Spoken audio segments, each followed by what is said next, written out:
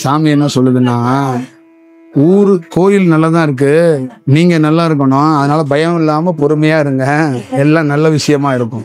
நீங்க எப்பயுமே நல்லா ஞாபகம் வச்சுக்கோங்க, இந்த கோயிலை சாதாரணமா அமைக்க முடியாது.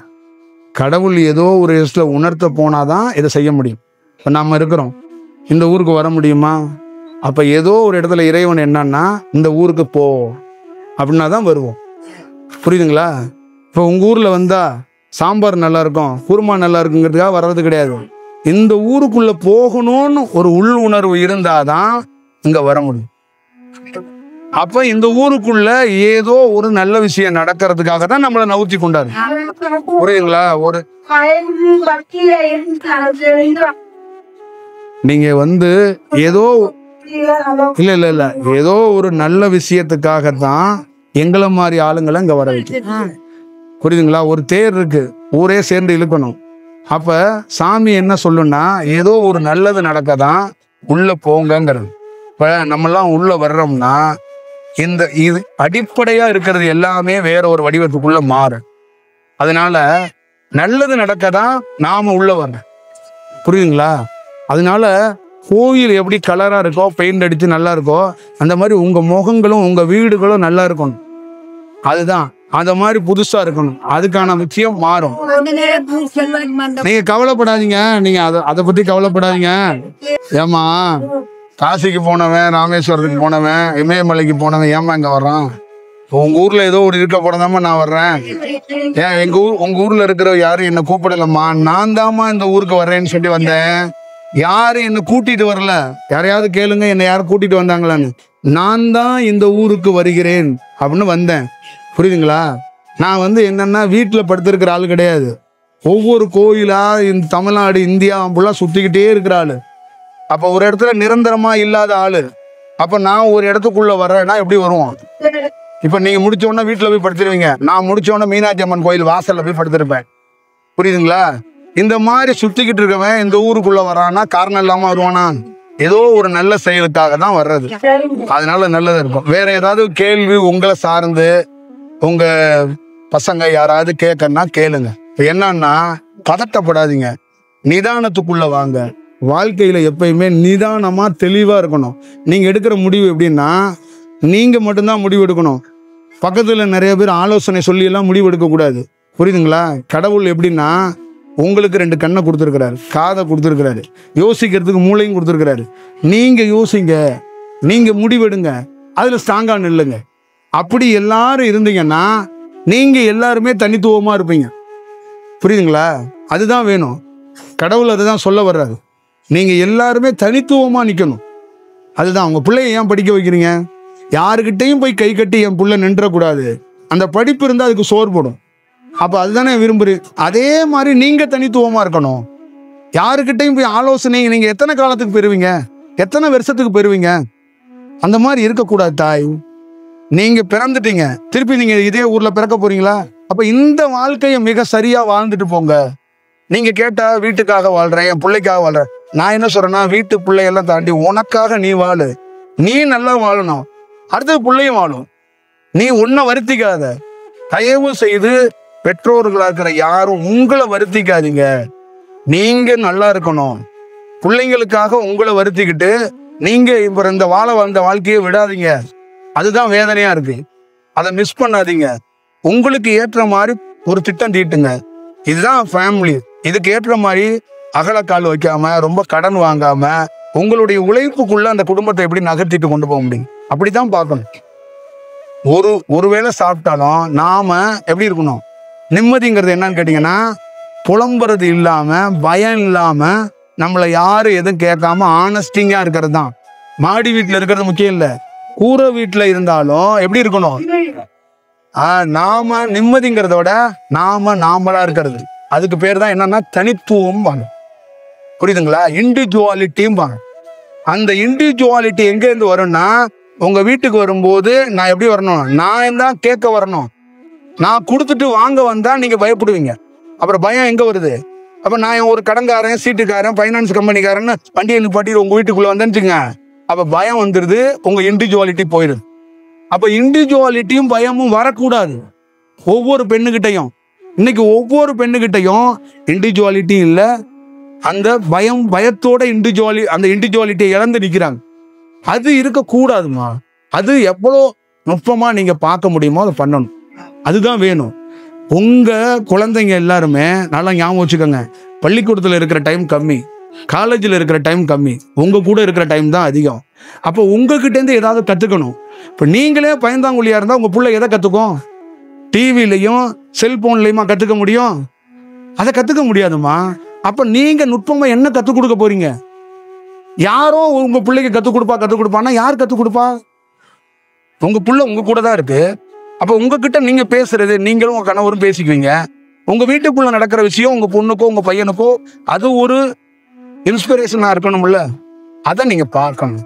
அதை பார்க்க மாட்டீங்க. உங்களையே நீங்க குறைச்சு மதிப்பிட்டுக்கிறீங்க. நீங்க அது மாதிரி குறைச்சு மதிப்பிடாதீங்க. அப்படிலாம் யோசிக்காதீங்கம்மா. குறைச்சு மதிப்பிடாதீங்க. உங்களை நல்ல உயர்வா மதிப்பிடுங்க. அதெல்லாம் ரொம்ப முக்கியம். அந்த மாதிரி வேற யாருக்காவது உங்களுக்கு ஏதாவது சந்தேகம் இருந்தா கேளுங்க. நிச்சயமா ஒரு நல்ல இடத்துக்கு நோக்கி போறதுக்கான வாய்ப்புகளை நீங்க உருவாக்கணும். அப்ப பார்த்துக்கங்க, அது தானா இதெல்லாம் மாறும். எப்பயுமே இயற்கையா என்னன்னா, சூரியனை நீங்களோ இல்லை நீங்க ஓட்டு போடுற கட்சி தலைவரோ இங்க வந்து வெயிலை உருவாக்கல, நிலவை உருவாக்கல, இந்த மலைகளை உருவாக்கல. இயற்கையா உருவானுச்சு. இந்த நல்ல காற்று இருந்ததுனால தான் நம்ம இங்க வாழ்றோம். இந்த காற்று தன்மையோ நீர் தன்மையோ இல்லைன்னா இந்த கிராமத்துல நம்ம இருப்போமா? இப்ப இதுக்கு காரணம் யாரு? ரெட்டலை கட்சிக்காரவங்களா? சூரியன் கட்சிக்காரவங்களா? அப்புறம் யாரு? இன்னொரு கட்சி ஆரம்பிக்கிறாரு நடிகர், அவர் கட்சியா? அப்ப இயற்கையாக கண்ணுக்கே தெரியாத ஒரு செயல் உருவானதுனாலதான் இங்க மக்கள் உகர்ந்ததாக வாழ்றதுக்கு தகுதியாக நம்ம அங்க உட்கார்ந்துருக்கோம்ல. அப்ப அது என்ன நினைக்குதுன்னா, உனக்கு தேவையானதை நான் கொடுக்குறேன், நீ அதை பயன்படுத்து, அதை நீ பார்த்துட்ட, அவ்வளவுதான் விஷயம். அப்ப நாம எப்படி இருக்கணுங்கிறத நீங்க பாத்துக்கங்க. காற்று காசு கொடுத்து வாங்க ஆரம்பிச்சா என்ன ஆகும்? எங்க வீட்டுக்கு ஒரு 5 கிலோ காற்று கொடுங்க அப்படின்னு நீங்க வாங்க தொடங்கிட்டீங்கன்னா இங்க வாழ முடியுமா?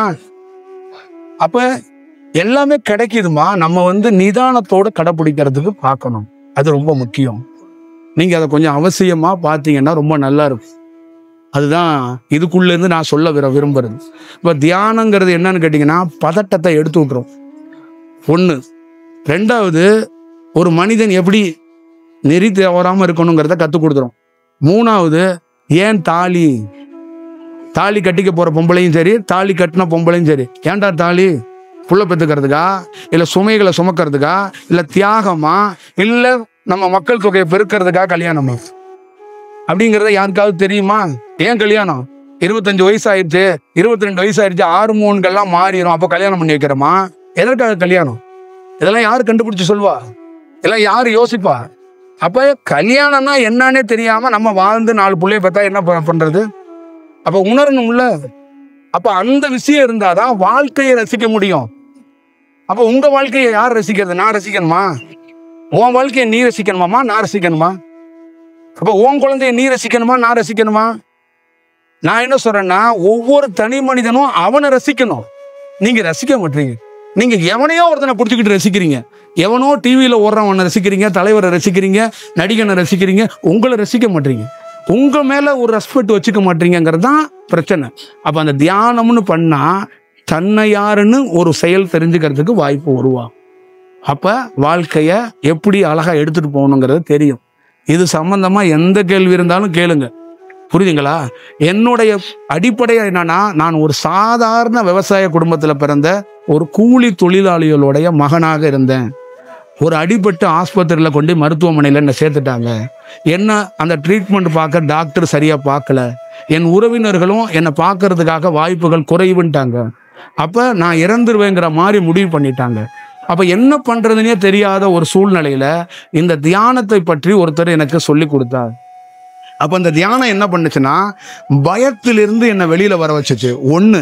இன்னொன்னு, உறவுகளோ மருத்துவரோ இல்லாம நாம எழுந்து நடத்துற முடியும், நாம ஒரு புது வாழ்க்கையை அமைச்சிட முடியுங்கிறத ஒரு நிதானமா உட்கார்ந்து தியானம் பண்ணி என்னுடைய வாழ்க்கையை கட்டமைச்சேன். அதற்கப்புறம் வேற ஒரு வடிவத்துல மாற ஆரம்பிச்சு.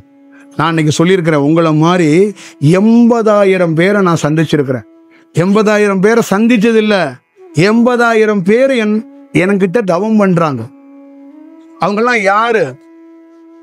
கொள்ளைகள்ல, வயல்கள்ல பழைய சொத்தையும் சின்ன வெங்காயத்தையும் எடுத்துட்டு போற தாய்மார்கள், பெரிய பெரிய படிச்சவங்க எல்லாம் ஆசிரமத்துல பணம் 10,000 20,000 கட்டி டவுன் பண்றாங்க.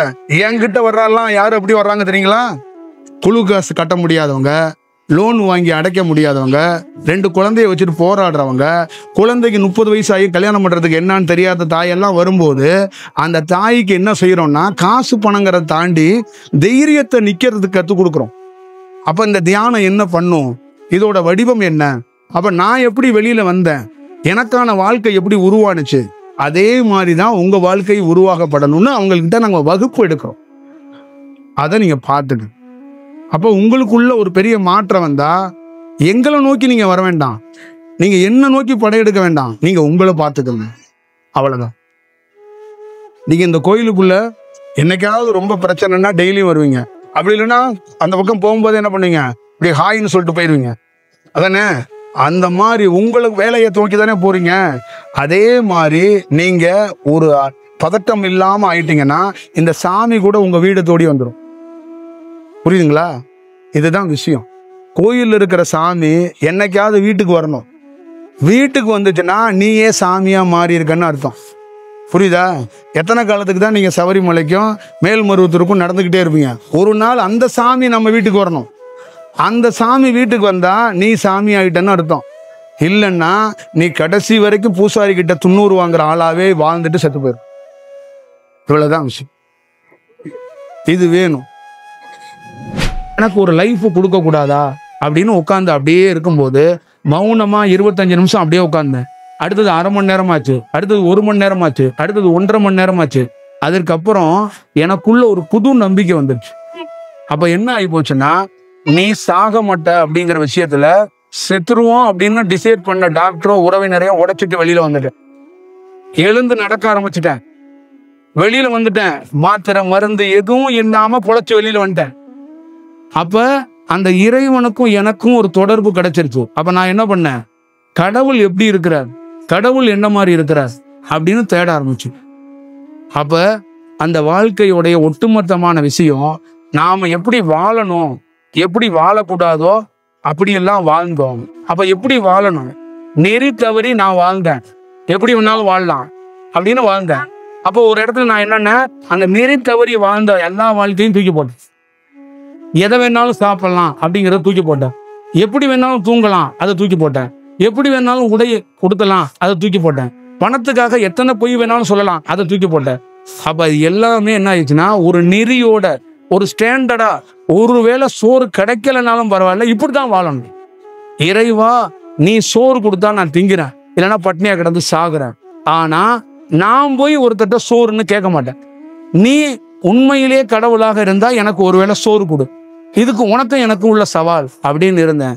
ஒருவேளை கிடையாது, பல ஆண்டுகளா 3 வேளையும் அவர் தான் சோறு போடுறார். நீங்க நம்புவீங்களா? நான் எந்த வேலைக்கும் போறதில்ல. இன்னைக்கு எனக்கு யார் சோறு போடுறான்னா, கடவுள் தான் சோறு போடுற. புரியுதுங்களா?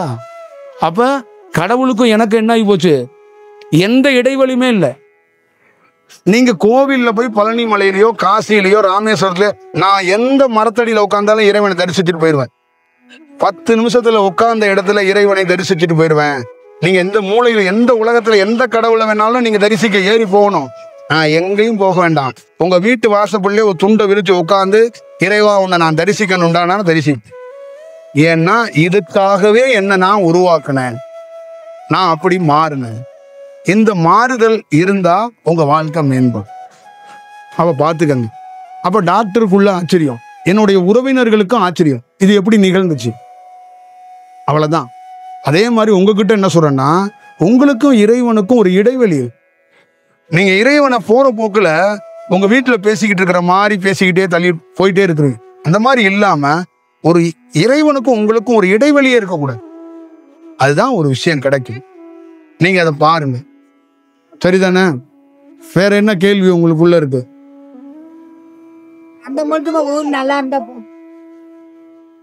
முதல்ல ஊரை பத்தி நீங்க கவலைப்படாதீங்க, உங்களை பத்தி கவலைப்படுங்க. ஊரை இறைவன் பார்த்துக்குவான். நீங்க அமைதியா நல்லா இருந்தா ஊர் நல்லா இருக்கும். சரிதானே?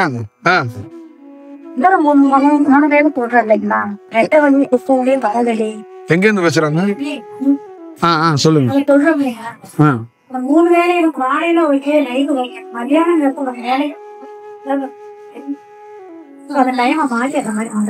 சொல்லலாம் சொல்லலாம் சொல்லலாம். அது ஒண்ணு. இன்னொரு விஷயம் கொஞ்சம்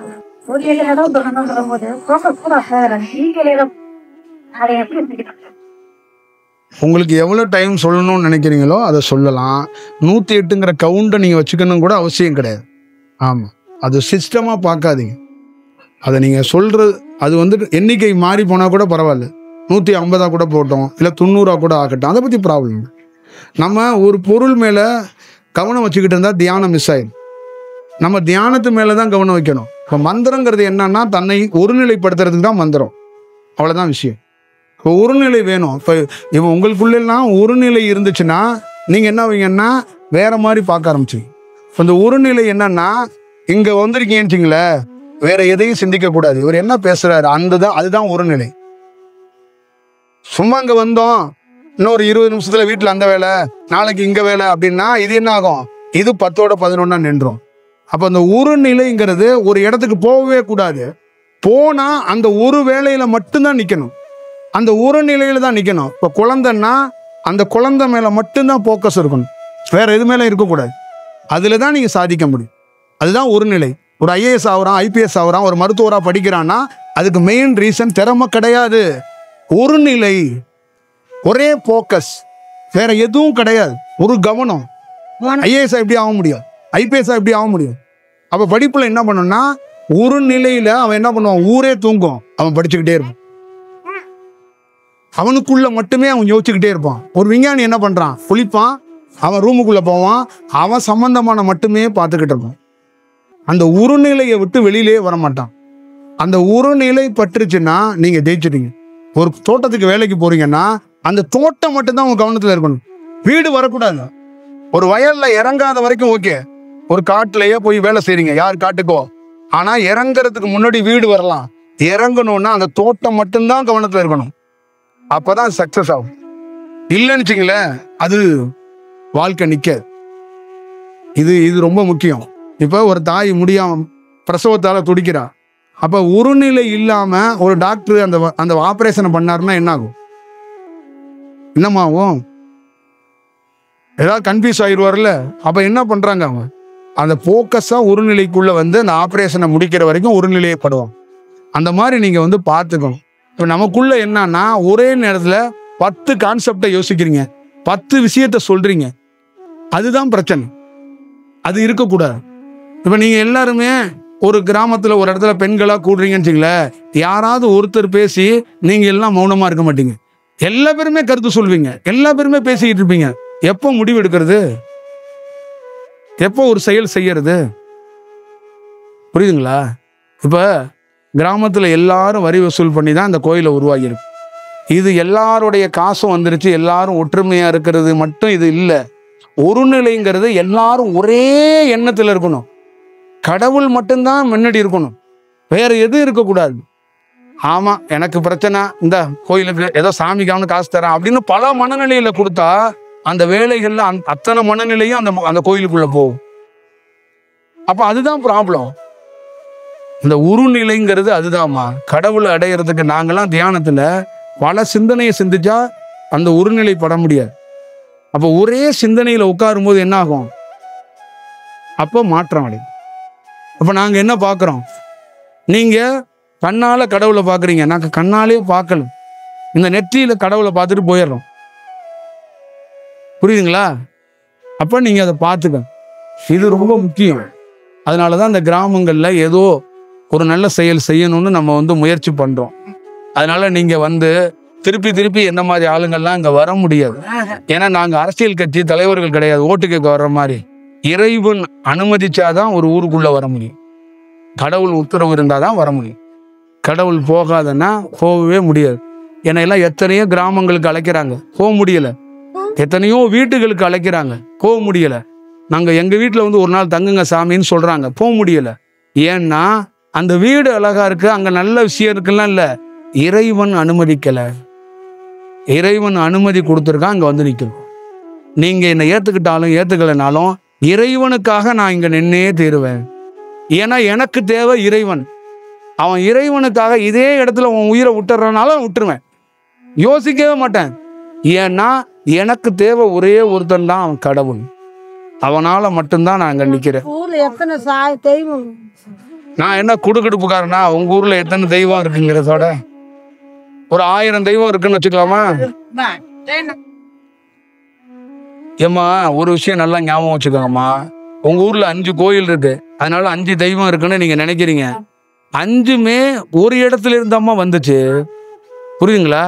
நீங்க ஒரு தாய் தான், ஏன் 2 குழந்தைய பெத்தீங்க? ஒரு தாய் தானே, 2 குழந்தைய பெத்தீங்க. 2ஐயும் ஏன் ஆம்பளை பிள்ளைய பெக்காம ஒரு பெண்ணு ஒரு ஆணா பெத்தீங்க? சொல்லுங்க. 2 ஆண் குழந்தையா பெக்கணும், இல்ல 2 பெண் குழந்தையா பெக்கணும்? ஏன் மாறி மாறி பிறக்கிறீங்க? சொல்லுங்க. அதேதான். என்னன்னா சாமிங்கிறது நாம ஒரு வழிபாட்டுக்காக அது வேற ஒரு வடிவத்துக்குள்ள வச்சிருக்கிறோம். அப்ப தெய்வம் அப்படி எப்படிங்கிறது என்னன்னா, எல்லா வடிவத்துல இருந்தாலும் அதை நீ வணங்கிக்கிட்டு இருக்கும் போது உனக்கு தெரியாது. நீ ஆத்மார்த்தமா கடவுளோட நெருங்கி போனா எல்லா கடவுளும் ஒரு கடவுளாக தெரிய தொடங்கிடுவா. புரியுதுங்களா? காளியே சிவனாக வந்து நின்றுவா, விநாயகரே முருகனா வந்து நின்றுவான், முருகனே வந்து பார்வதியா கூட வந்து நின்றுவான். நீ பிரிச்சு பார்க்குற வரைக்கும் அவன் பிரிச்சே தான் இருக்கும். நீ சேர்த்து பார்த்துட்டனா ஒரே கடவுளா வந்துடுவான். புரியுதா? நீ எல்லா இடத்துக்குள்ளேயும் தேங்காய் உடைக்கிற, எல்லா செயலும் செய்யற. ஏன் செய்யறன்னா எல்லாமே உனக்கு கடவுள் தான்.